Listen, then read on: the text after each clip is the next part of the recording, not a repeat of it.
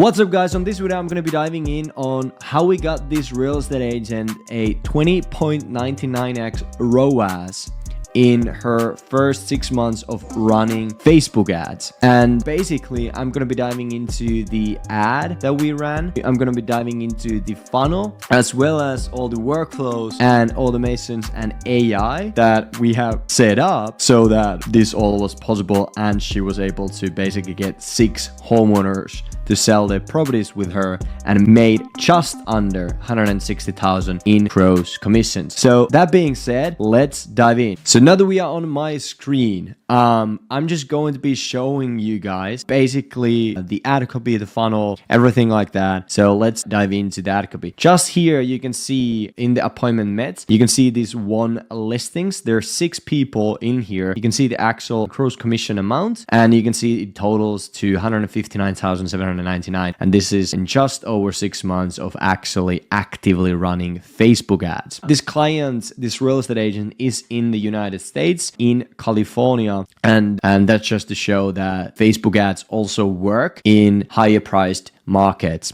and markets where there's higher competition. So let's dive into the actual ad setup. So from here we can see the campaign. Basically we have one campaign. This is a new relaunch that we did, but we have one campaign always, where we have basically when we launch, we have a couple ad sets, and then we divide one ad into one ad set. So to recap, we have one campaign where we had 2 ad sets, and then we have one ad in per ad set. This allows us to optimize the ads faster. It also allows us to literally track the performance and, just see fast what actually works, and not only rely on the Facebook's algorithm. Even though the algorithm is really good, this just allows us to have more control over the results, just because at the end of the day we're running with quite low budgets. If you're looking at 20, 30, 50 bucks per day, it's quite low, and we just need more control over to figure out what we need to do in order to get the results. So that being said, we have the campaign, we have the ad set level, and we have the ad level. So let me just show you what the actual ad set looks like. We basically are running to a survey funnel, and this is the setup, and we have 30 bucks per day to this one ad set. We do basically feed placements on feeds, Facebook, Instagram, and then also the profile feeds and marketplace and video feeds. And we don't do at the moment anything else. So we keep it super simple. And obviously we give the location being broad and the everything broad. And just when it comes to, because we're running real estate ads in real estate market, we're using the housing category, special ad category. In some of cases, we actually have a few things that we can do that we don't need to use that, which is pretty cool. Just like how we run the ads. And that's a secret source that I can't give to you guys on this video, but maybe in the future ones, because as you can see here, this one is actually 5 mile radius, which is kind of cool. Then we have the actual ad setup. So we are running, as I said, on Facebook and Instagram, and our ad setup is pretty simple. We have an image ad, and we have a short and sweet ad copy, which literally we're just running to get street by street valuations, price updates, CMAs, etc. People to inquire on those, then getting them basically raise their hands, and that way getting them into the system so that in the back end we can actually nurture them and qualify them a bit further, and that way increase the intent and get them to in-person appointments and sell their homes with our clients. But really the purpose of the ad is just to get someone to click and getting on to the next step, which is getting the information, etc. It's there to get the leads in, and then the rest, the magic happens in the back end. We do also do different type of brand awareness campaigns in some cases to help with the building them to be the go-to, but we have a bunch of organic and free ways what we teach to our agents to get that happen. But with the actual lead generation campaign, the goal there is to get leads, obviously. So as I said, we run them to a survey funnel where we ask the information, so we don't use a native lead forms or anything like that. And quick tip here, always remember to put your URL parameters. And yeah, we keep it super simple. We just really, what we want to do here as what the paid ads really is just you buying data, and that's it. So that's what we do here. And I'm just showing you guys that this actually works. Just keep it super simple so it's scalable. You can actually find the ones that are working the best, and you can get those leads and you can get those opportunities. There's nothing too fancy in the actual ad setup.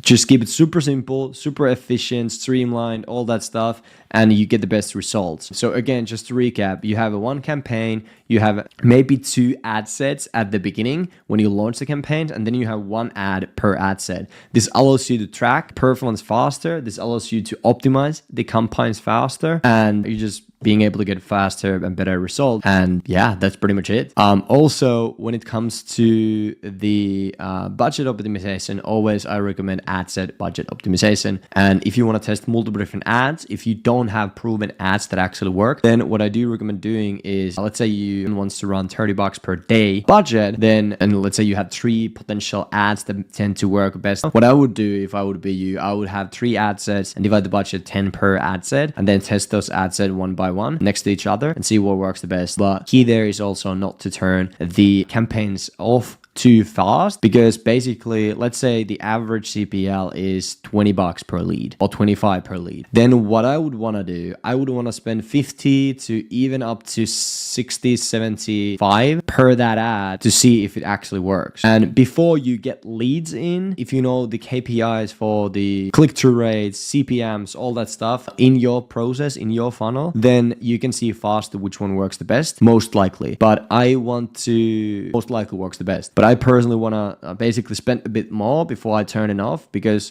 you may turn something off and it actually would have worked. You just didn't wait long enough. I would say to basically spend 2x the budget when you're testing and launching campaigns for that ad. 2x the, sorry, not the budget, but the CPL, the average CPL in your process or the goal, etc. But cool, awesome. That's about the ad. And then let's dive into the workflows. So let me, the funnel. Here we see the funnel. So we, right now, with most of our clients, we use a super simple, stupid, simple, and boring 2-step funnel where we have an opt-in page with a long form survey, and we have a booking page where they can book a 10-minute conversation with the agent, 10-minute phone consultation. So the opt-in page purpose is to get the leads in, is to get the people to reply to the survey and, you know, opt in as a lead. The booking page purpose would be to schedule a phone consultation with the agent. Now, when it comes to stats, let me see what it shows up here. In basically the average is about 20 to 35 on the booking page, but we see it on her end, it's actually lower, but she's been really good with the opt-ins, plus the AI that I'm about to show you is crushing it. So basically, because of the AI function we have to the opt-in leads, we don't really even focus too much on the booking page, to be honest, because we tend to see that the ones that came in through the AI are actually more like higher intent than the ones from the booking page. So this ain't even a big thing. We just want to really get the ones who more higher intent to have the opportunity for them to book in a call right away, right then and there. But we have the booking page, where's the survey, long form survey, where we ask questions like obviously name, number, email, and then property address, relationship to the address, timeline to sell, etc. Stuff like that we ask on the survey. And then once they opt in, and if they don't book in a call from here, then what will happen is the AI will activate. So let me just show you the workflows.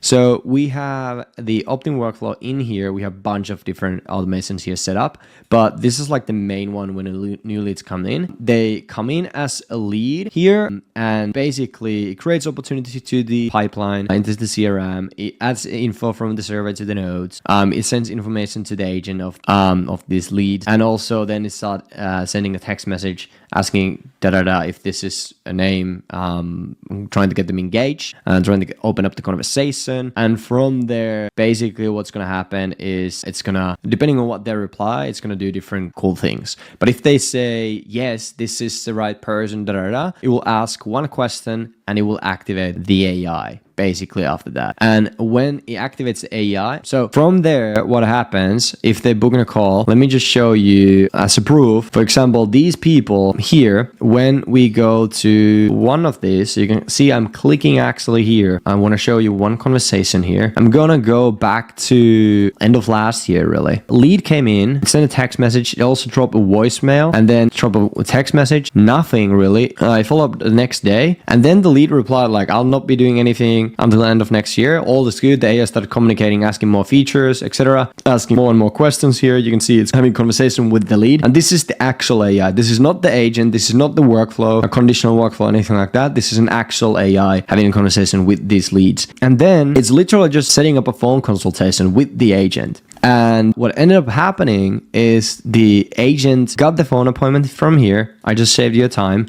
And then they signed the papers. They got the in-person appointment after a bit of follow-up. And basically, as you can see from the notes, which is 1.5 mil, is the property that is going to the market, which she makes out of that 2.5% in commissions, which basically comes to whatever we show here. Where do we have it? If I go back to the opportunities from here, 37.5 thousand in commissions that our client is going to make out of that. Actually, it's already sold. So she has done that. So that's pretty much how the AI works. So it literally just has a conversation with the person. It literally just has a conversation with the lead, and then increases the engagement, increases the intent, and gets more questions answered. It depends obviously on the lead and what they reply and what the AI will also say. But the goal for the AI is to book a phone consult with the agent. And what happens from there is the agent calls this person, has a phone consult utilizing our framework that we have built, a proven framework. And basically they have this phone consultation, and the goal in the phone consultation is to book an in-person CMA appointment. And they turn that in-person CMA appointment then to a listing presentation, which they either sign the listing or they don't sign the listing, and then they keep on continue following up. But that's how the process works. So you get a leads in, AI will start engaging, book a phone consult with the agent. Sometimes the AI won't do that. Sometimes the lead won't reply, and the agent will go in there doing what we have teach them to do with opt-in leads and calling them and having a conversation, and that consultation right then and there when they get someone to pick up the phone, utilizing our proven framework. And then from there, they again schedule the in-person CMA appointment, they turn into listing presentation, they turn into listing sign, they put them home on the market, and they make some money. So, and then they scale the ad spend and scale their results. That's pretty much how it works. Let me see if I missed something from here. I think I got them all. But we have a bunch of different workflows that I could show you guys, and probably I will at some point in time on this channel. But right now, the main thing from here is to just understand the process and show you how simple it is at the end of the day to get something working, and why the simple works the best.